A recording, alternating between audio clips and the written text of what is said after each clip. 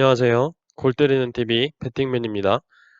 어제 여러분들과 라이브로 만나서 여러분들의 35회차 관련돼서 생각도 많이 들었고, 오늘 배당이 나와서 종합적으로 픽을 예상한 결과 선 공유 드렸던 픽과 많이 다를 수 있습니다.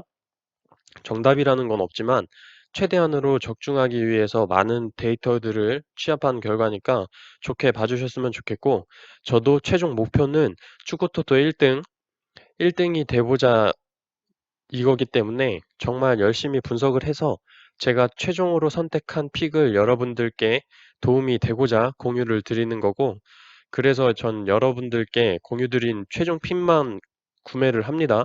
가끔 제가 공유한 거 말고 다른 픽으로 뭐 혼자 맞춘다는 의심하시는 분들이 계신데, 제가 정답을 알지를 못합니다. 그렇게 맞추면 신이죠. 아니 뭐 사실 신도 축구를 그렇게 맞출 순 없어요. 공은 둥그니까. 어쨌든 결론은 제가 공유를 드리는 게 정답이 아니라는 거 알아주시고, 자신만의 픽을 세운 후에 제 픽에서 마음에 드시는 픽을 가져가시라는 점 알아주셨으면 좋겠습니다. 그리고 어제 라이브 방송 때 박성윤님께서 후원을 해주셨습니다. 정말 감사하게 생각하고 더 노력하는 모습 보여드리도록 하겠습니다. 자, 그럼 축구토토 35회차 최종 픽 공유 드리도록 하겠습니다. 그 전에 여러분들 좋아요 한 번씩 눌러주시면 감사하겠습니다. 자, 1번 경기 수원 대 경남. 최근 분위기가 좋지 않은 수원이에요. B그룹으로 밀려났고 최근 5경기 승리 없습니다. 무엇보다 득점력이 터지지 않는 게 큰 문제로 보이고 타가트 컨디션에 따라서 경기력이 움직이는 경향이 보여요. 염기훈 선수 또한 프리킥 능력을 제외하면 활동량이 많지 않아 보입니다. 또한 FA컵 결승에 진출을 해 있어서 리그의 승리에 대한 동기부여가 좀 떨어진다는 점이 커 보여요. 경남은 그나마 강등권 팀들 중에서 선전을 해서 지금 승점을 많이 쌓았고, 완전한 강등을 면하기 위해서는 매 경기 최선을 다해야 될 것으로 보여요. 경남은 확실히 공격 시에 쿠니모토를 활용한 크로스나 세트피스의 강점을 띠고 있고, 제리치의 높이를 이용한 타격 공격이 굉장히 좋죠. 종합적으로 경기를 볼 때 수원은 골가뭄에 시달리고 있고 동기부여가 크지 않다는 점, 반대로 경남은 강등을 면하기 위한 동기부여가 굉장히 크고 최근 경기력도 올라온 게 보이지만, 배당적으로 봤을 때 수원 삼성의 승도 함께 보여요. 그래서 첫 경기부터 이게 축구 토토 하는데 첫 경기부터 나가리가 되면 굉장히 기분 나쁘기 때문에 이 경기는 수원의 승과 패 투픽 예상합니다. 2번 경기 성남 대 인천. 성남은 임채민 선수와 에델 선수가 돌아오면서 수비와 공격면에서 힘이 될 것으로 보이고, 선수비, 후역습이 굉장히 강한 팀으로 인천이 경기 시간이 갈수록 골을 못 넣게 되면 초조해지면서 라인을 올리게 될 거고, 그 뒷공간을 이용한 성남의 득점이 예상됩니다. 인천은 최근 강팀들을 상대로 지지 않는 경기를 펼치면서 무승부를 기록을 계속하면서 승점 1점씩을 챙겨가는 모습이에요. 하지만 홈에서 강한 모습을 보여주고 있는 성남이고 부상 복귀 선수들로 인해서 스쿼드가 단단해졌기 때문에 인천의 맥을 한번 끊어줄 것이라고 봅니다. 그래서 이 경기 성남의 단통승 예상합니다. 세 번째 경기 상무 대 제주. 상무는 꾸준히 경기를 잘해주고 있어요. 전역자들이 많이 발생을 했음에도 불구하고 경기력을 계속 유지를 하고 있고, 주요 선수들이 전역을 했을 때 채워주는 그런 상무의 백업 선수들이 원래 자기 팀에서 그닥 빛을 못 봤던 선수들이기 때문에 그 기회에 대한 절실함이 경기장에서 나타나는 것 같습니다. 그래서 모든 경기에 어느 선수가 나오건 최선을 다하는 모습으로 보여요. 제주는 계속 말씀드리지만 답이 없어요. 답답한 경기들이 계속 이어져 가고 있고, A매치 기간에 휴식을 취하고 컨디션을 끌어올렸겠지만 끌어올려도 안 될 것 같아요.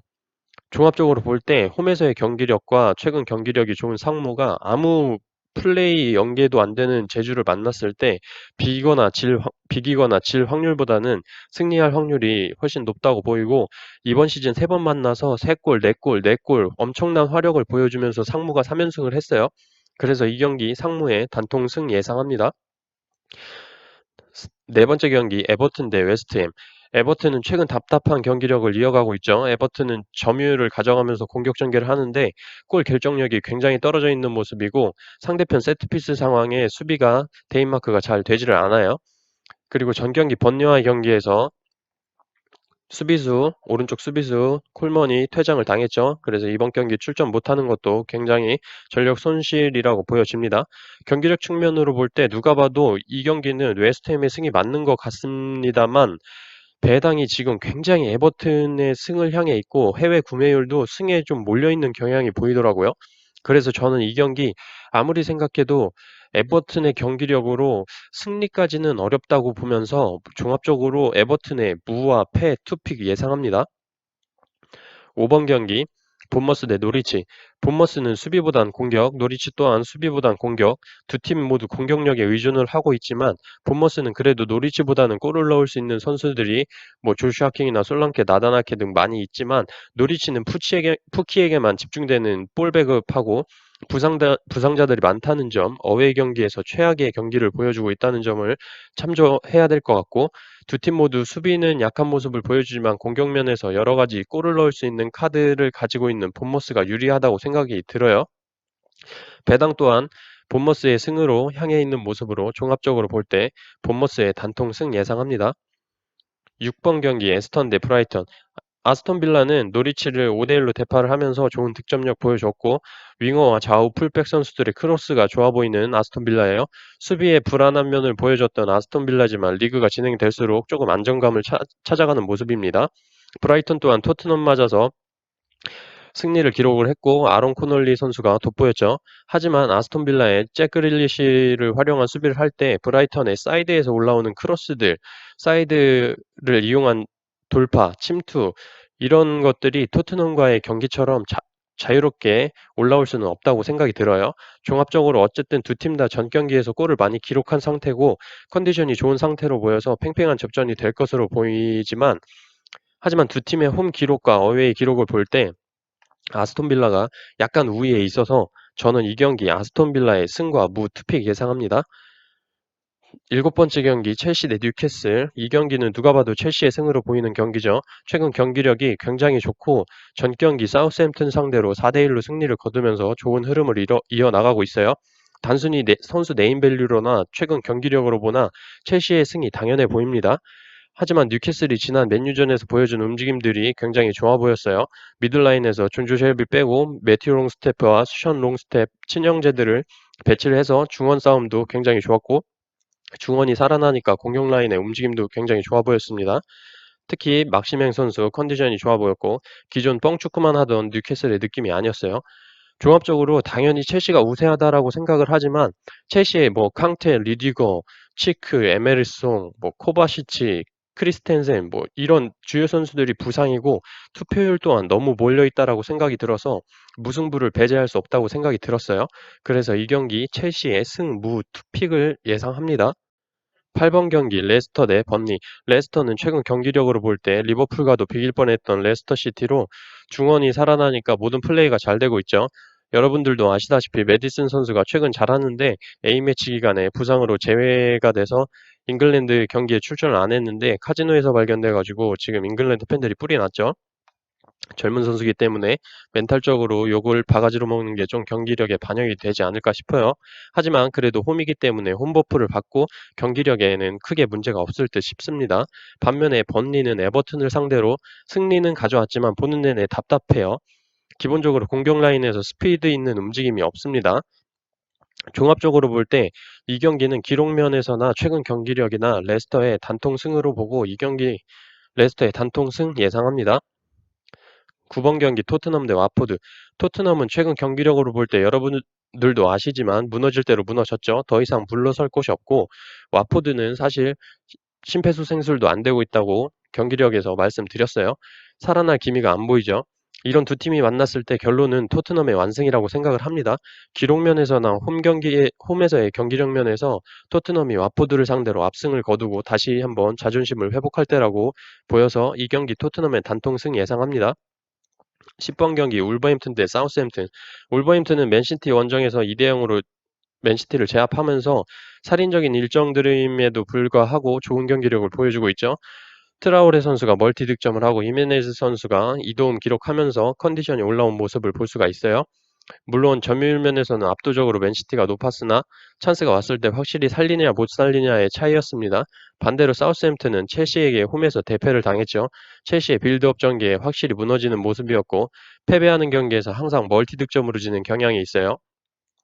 종합적으로 볼 때 최근 경기력에서는 울버햄튼이 앞서고 있지만 지금까지의 기록들로 볼 때 사우스햄튼도 밀리지 않는다라고 생각이 들어요.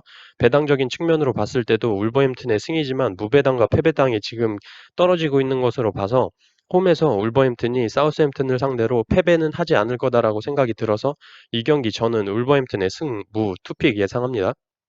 11번 경기 강원 대 서울. 강원은 지금 공격이 되지를 않고 있어요.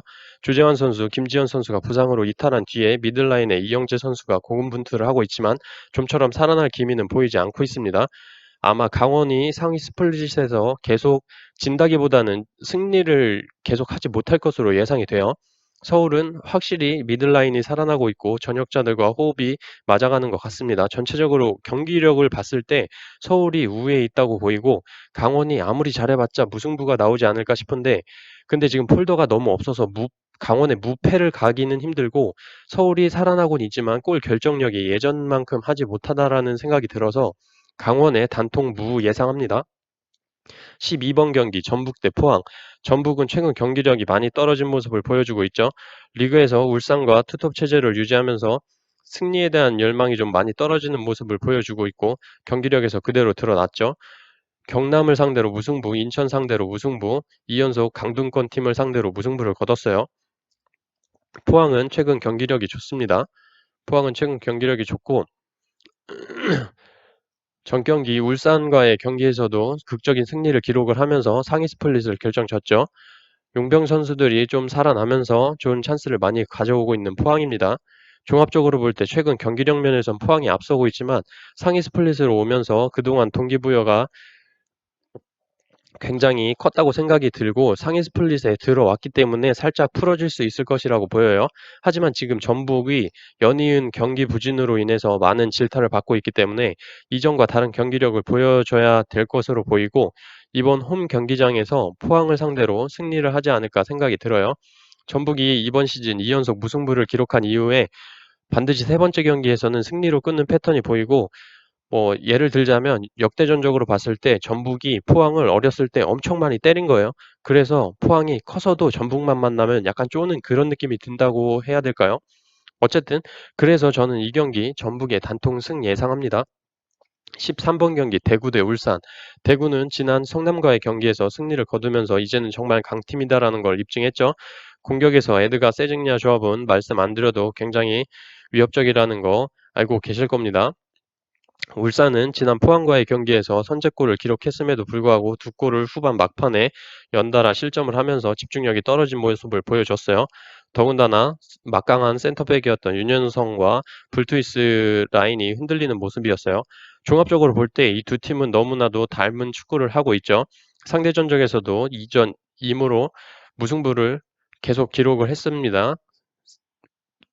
또 한 번 무승부가 나올 것이라고는 보이지 않고 승패로 갈릴 것이다라고 봅니다. 그래서 누가 이길 것이다라고 예측이 불가능하다고 생각이 들어서 저는 개인적으로 대구가 예전에 막 강등당하고 이럴 때 경기장에서 선수들, 팬들이 막 울던 게 생각이 나면서 대구가 팬들과 함께 대팍에서 승리를 해줬으면 합니다.